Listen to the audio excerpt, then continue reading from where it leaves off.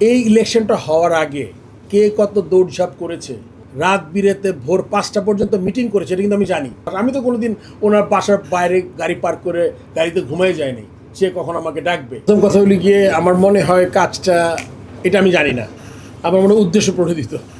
কেননা আপনি জানেন যে আমাদের বোর্ড থেকে বেশ কিছু ডিরেক্টর রিজাইন করেছেন, অ্যান্ড এটা একটা কনফিউশন সৃষ্টি করার চেষ্টা হচ্ছে আমার মনে হয় উইদিন দ্য বোর্ড।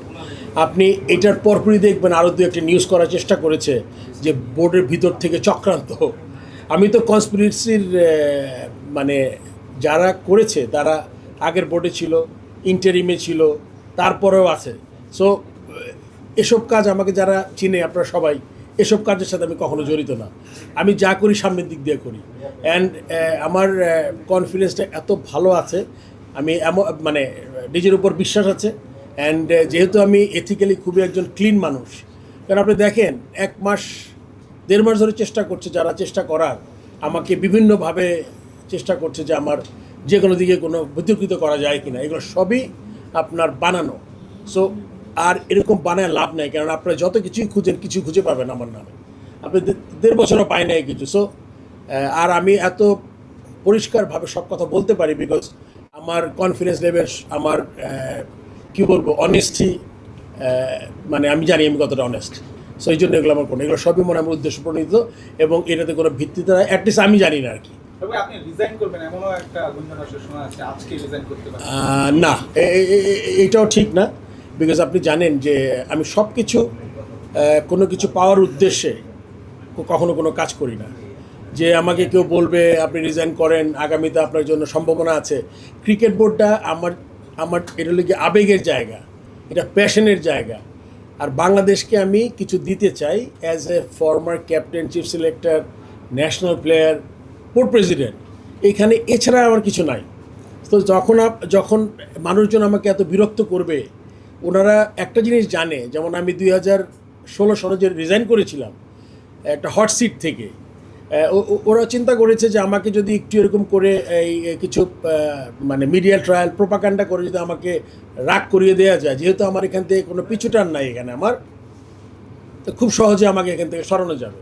সো এটা একটা আমার মনে হয় তাদের আবার একটা চক্রান্তের অংশ, যেটা সবসময় আমার সাথে করে আসে।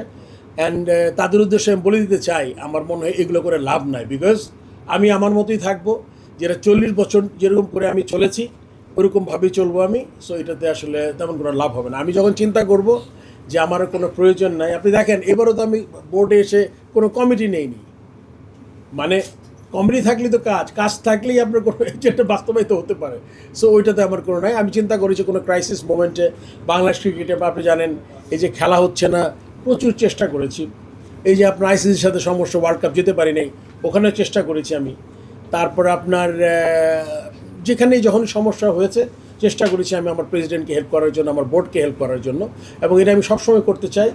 এখনও যদি প্রয়োজন হয় করব, কিন্তু আমার আমার মনে হয় রিজাইন করার সম্ভাবনা আমার নাই। ফারুক ভাই, অনেক গুজব কিংবা গুঞ্জন আপনি যেটা বললেন সেটা আমরাও দেখছি যে অনেক তৈরি হচ্ছে। তো সেক্ষেত্রে আপনি নিরপেক্ষ জায়গা থেকে যদি বলেন যে এই বোর্ডের ভবিষ্যৎটা আপনি কি দেখেন, কিংবা আপনি বুলবুল ভাইয়ের বোর্ডের সাথে আপনি কতটুকু কাজ করছেন আসলে স্বাধীনভাবে? আপনি একটা জিনিস আপনি চিন্তা করেন এইভাবে যে সব জায়গার কিন্তু ইমপ্রুভমেন্টের জায়গা আছে। ইলেকশন নিয়ে আমি একটা ইনকোয়ারি কমিটির সামনে আমি আমার কথা বলেছি, এই কথাগুলোকে টুইস্ট করার চেষ্টা করা হয়েছে। আমি পরিষ্কার বলেছি একটা পার্টিকুলার ক্যাটাগরির কথা, অন্য কোথায় কী হয়েছে আমি জানি না। ওই ক্যাটাগরির কথা আমি বলেছি যে এই ক্যাটাগরিতে প্রতিদ্বন্দ্বিতার কোনো ছিল না। আর একটা কথা আমি বলতে চাই আজকে সবার সামনে, আপনি একটু মনে রাখেন, এই ইলেকশনটা হওয়ার আগে কে কত দৌড়ঝাঁপ করেছে, কে কত উপদেষ্টা মহোদয়ের কাছে রাত বিরেতে ভোর 5টা পর্যন্ত মিটিং করেছে, এটা কিন্তু আমি জানি। সো এখন আপনার বনিবনা হবে না না কি হয়েছে না হয়েছে আমি জানি না, কিন্তু আই এম শিওর আমাদের উপদেষ্টা মহোদয় একসময় বলবেন হয়তো, বা মানে যে মাস দিনের পর দিন, মাসের পর মাস, আমি তো কোনো দিন ওনার বাসার বাইরে গাড়ি পার্ক করে গাড়িতে ঘুমাই যায়নি, সে কখন আমাকে ডাকবে। সো এই জিনিসটা সে জানে যে তাকে কিভাবে কত মানুষ তাকে চেষ্টা করেছে, তার সাথে কথা বলার, দেখা করার চেষ্টা করেছে। এখন যেহেতু আমার এজেন্ডা একটাই, ভালো কিছু করার, সেই জন্য আমি মনে করি আমার নিজের দুর্নাম করে ভালো কেন করবো আমি, তাই না? মানুষ তো সবাইকে নিজেকে ভালোবাসে। সো সেই দিকে বিবেচনা করলে আমার মনে হয় যে যারা এসব কথা বলে বেড়ায় তাদের একটু আয়নায় তার চেহারাটা দেখা দরকার, যে তারা কি করেছে কোন সময়। এই তো, আর কিছু?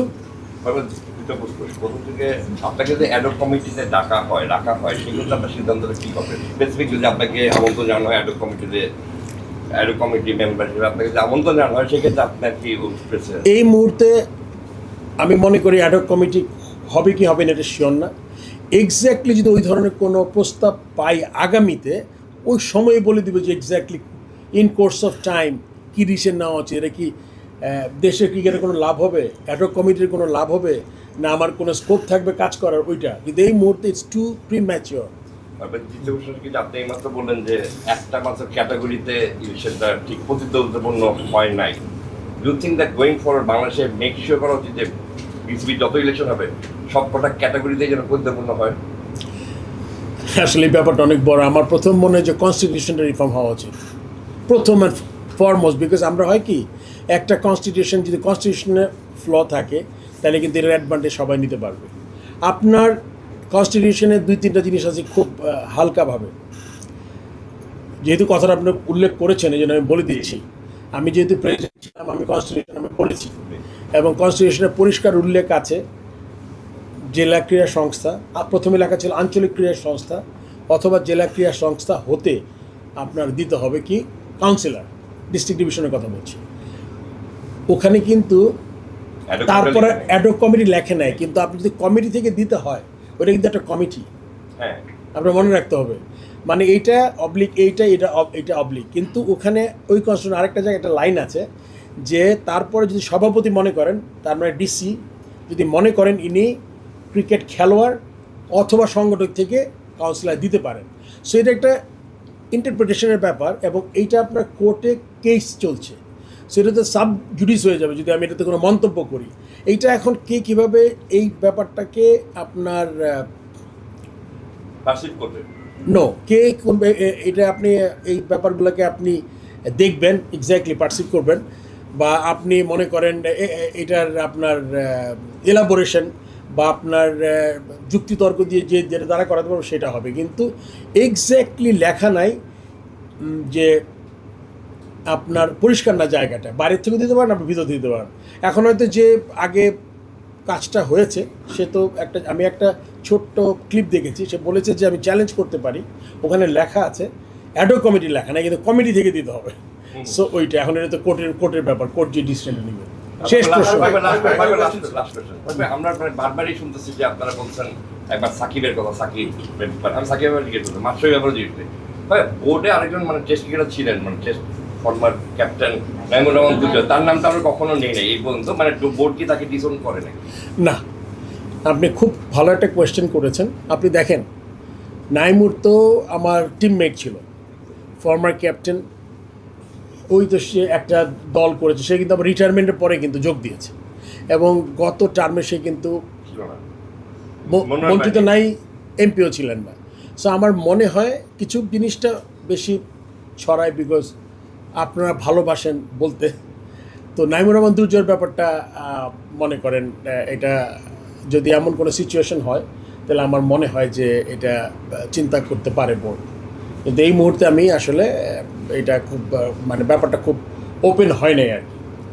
তো দেখা যাক, আমার মনে হয় যে সাকিব মাস্টার করে তো নাইমুরেরও একটা অধিকার আছে মানুষের, অবশ্যই ফর্মার ক্যাপ্টেন, সে বাংলাদেশের ইনোগ্রেশন টেস্টে 6 উইকেট নিয়েছেন, ক্যাপ্টেন ছিলেন উনি। So definitely he deserves a little bit মোর।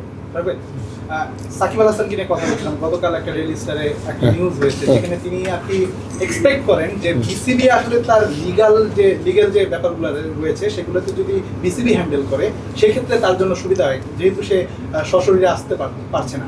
এক্ষেত্রে আসলে বিসিবির স্ট্যান্ডটা কী হবে? এই কথাটা অনেকবার আমি বলেছি, আবার আপনার উত্তর দিচ্ছি আমি। আপনি মনে রাখবেন বিসিবি কিন্তু কোনো আইন প্রয়োগকারী সংস্থা না, আপনার কোর্ট না।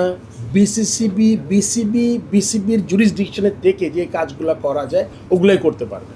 এখন মনে করেন ওনার যে নিষেধাজ্ঞা আছে, যদি কোনো দেশ থেকে নিষেধাজ্ঞা থাকে, এই ব্যাপারে বিসিবি তো আমি জানি না, আমি জাস্ট বললাম আর কি।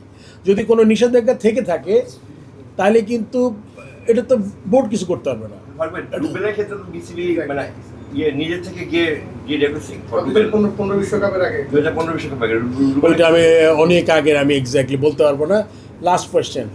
কিছুদিন আগে সাবেক ক্রীড়া উপদেষ্টা তিনি ফেসবুকে একটি স্ট্যাটাস দিয়েছেন যে বর্তমান বোর্ডের অনেক বোর্ড পরিচালককে বর্তমান যে ক্রীড়া প্রতিমন্ত্রী আছেন তিনি লোভ দেখিয়ে পদত্যাগ করাচ্ছেন বা সামনের বোর্ডে রাখবে বলে।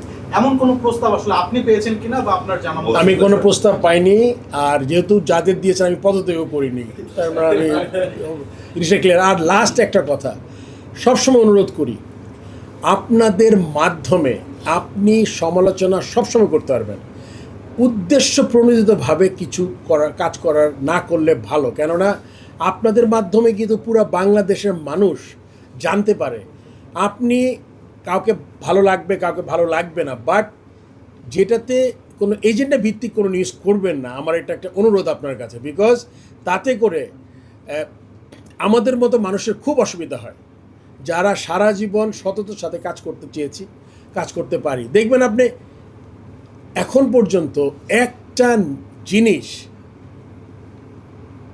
কোনো কিছু নাই, বিকজ আমার কিছু নাই। কখনো আমি প্লট নেই নাই, বাড়ি নেই নাই, কখনো আমি জায়গা দখল করি নাই, কখনো আমি কিচ্ছু করি নাই। সো আপনি মনে করেন আমাকে যারা হাওয়া থেকে দুর্নাম করার চেষ্টা করছে তারা কি জিনিসপত্র খুঁজছে না আমার নামের এগেনস্টে? কিছু পাবে না, বিকজ আমি কিছু করি নাই। সো এই ব্যাপারগুলো আপনি সবসময় এটা খুব জরুরি দরকার। আমি মনে করি আপনার উদ্দেশ্য সফল করার জন্য কাউকে আপনি ডিমিন করার দরকার নাই। আর আমি তখন বোর্ডে মাত্র আমি কোনো দায়িত্বও নাই, আমি দেখি মানে ফটো কার্ড হোক নিউজ অন্য, কিন্তু আমার ছবি এটাতে টিআরপি বেশি হয় নাকি আমি জানি না। হ্যাঁ, মানে আমার তাইলে হয়তো বা আমি একটু ক্ষমা সুন্দর দৃষ্টি দেখতে পারি, ওটা কেউ পয়সা কামাচ্ছে, কিন্তু মিথ্যা নিউজ দিয়েন না, ছবি ইউজ করেন। হ্যাঁ, আপনি কথা মতো বললেন যে অনেকে মানে মাননীয় উপদেষ্টার ইয়ে থেকে ঘুমা গেছেন গাড়িতে করে, নিশ্চয়ই ওটা সিসিটিভি ফুটেজও থাকবে ওনার ওখানে। ওইটা যদি উনি দেখাতে পারে, একসময় তিনি বিরক্ত করতে পারে। আর আমি আসলে দেখেন লাস্ট ইলেকশনে আমার ভূমিকা, আমি মনে করেছি আমাকে যদি প্রয়োজন হয় আমি চেষ্টা করব, আর প্রয়োজন না হলে আমার যাওয়ার দরকার নাই। এখন আপনাকে বলছি এখান থেকে বের হব, আমি আমার কাজ নিয়ে ব্যস্ত হয়ে যাব। আপনি যদি আমি সার্ভিস আমার না চান, যেই আমার মেধা বা যেই জিনিসটা আমার মধ্যে আছে ওটাতে যদি আপনি বেনিফিটেড না হতে চান, তাহলে লস তো আমার কম, অন্যের বেশি, তাই না? অনেক ধন্যবাদ সবাইকে। Thank you.